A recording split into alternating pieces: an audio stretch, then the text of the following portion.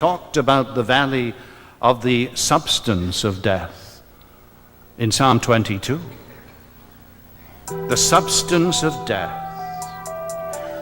Something Jesus tasted on the cross of Calvary when he cried, my God, why hast thou forsaken me?" That's the substance of death. To be finally abandoned by God forever. For God to say at last, "You didn't want me.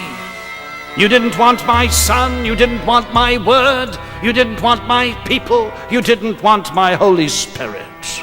Have it your own way.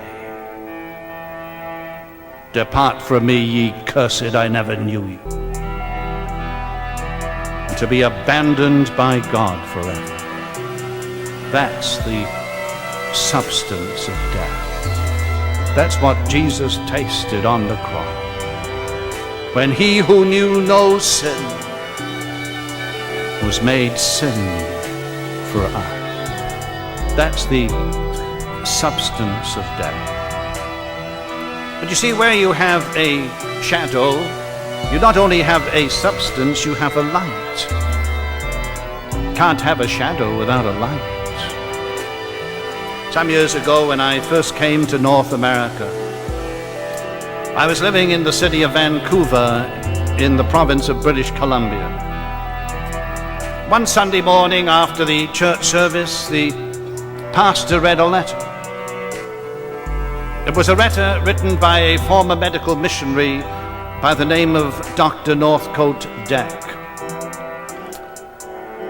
He was one of God's choicest servants. He'd served the Lord for many years. He was a spiritual, godly man. He was dying of leukemia.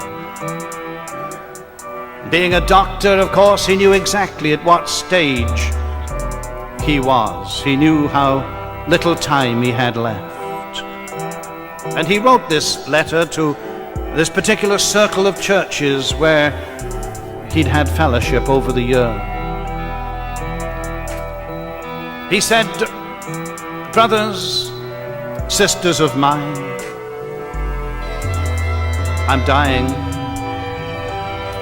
He said, "I have come into what David calls the valley of the shadow of death.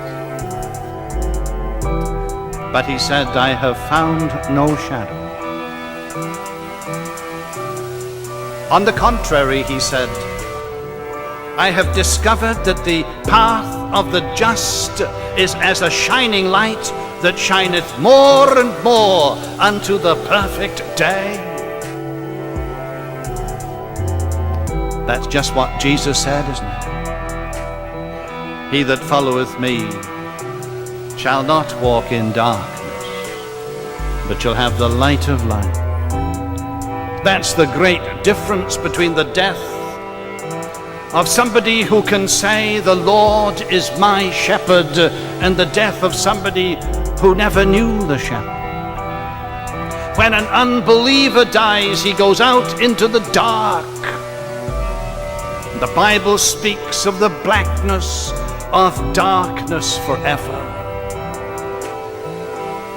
But when a Christian dies, he goes out into the light. Paul puts it like this: absent from the body, present with the Lord.